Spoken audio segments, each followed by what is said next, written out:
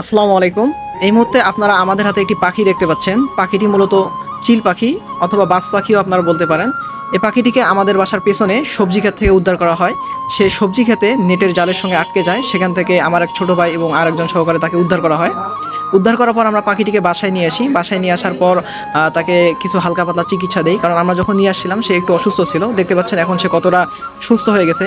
তো আমি চিন্তা করলাম পাখিটিকে এখন ছেড়ে দিতে হবে, কারণ পাখি ধরা আইনত দণ্ডনীয় অপরাধ এবং তাকে কষ্ট দেওয়াটাও আমার মনে হয় না ঠিক হবে।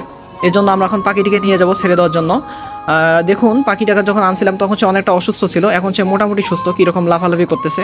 তো আমরা এখন পাখিটিকে ছেড়ে দিতে যাব। আপনারা অবশ্যই ভিডিওটি শুরু থেকে শেষ পর্যন্ত দেখবেন এবং আপনারা যারা আমার চ্যানেলে নতুন অবশ্যই আমার চ্যানেলটিকে সাবস্ক্রাইব করবেন এবং অবশ্যই পাশে থাকবেন খামার সম্পর্কিত, পশু পাখি পালন সম্পর্কিত বিভিন্ন টিপস পাওয়ার জন্য। ধন্যবাদ।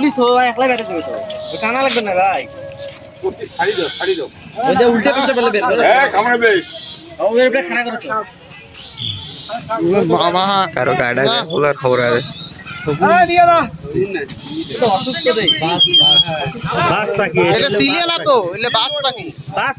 না সেই বাস পাখি কেমন করি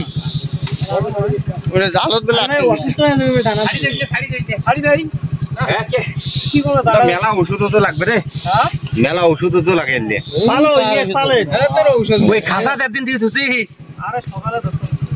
আজকে ডেলি মনে করছে মুরগি তো ইসমাইল দাদা কন্টাক্ট করবো।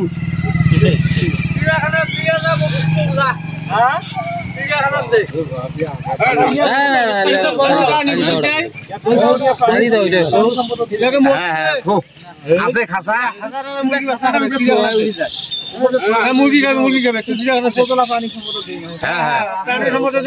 মুই একবার একটা শগুন ধরনু নেই এর আগের বার দেখছিলে রে ভুমা শগুন বড় শাড়ি জং তারপরে লোক হচ্ছিল বড় তো শাড়ি উড়ি জায়গা যা হ্যাঁ উড়ে না উঠতে পারে না মুরগির বাচ্চা বলে খাবে বাকি চুলগুলো কি ললিপপ খেতে নাকি না না শাড়ি দাও ওটা আরে ও সুস্থ শাড়ি দিয়ে নাকি শাড়ি দাও তো শাড়ি দাও ওইটাই ভালো উড়িবে উড়িবে না যা আমার নাটক করে নাটক এ শালা এটা মাঝে কামড়াই ভিড়েম দিয়েছে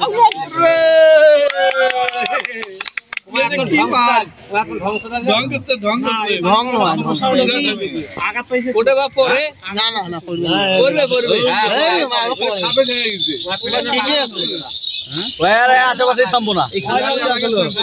সকালে রসিনা অসুস্থ ছিল, সুস্থ করিয়া মনে মনে শাড়ি দেওয়া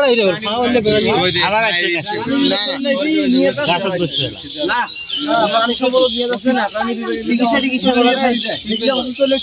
চিকিৎসা করে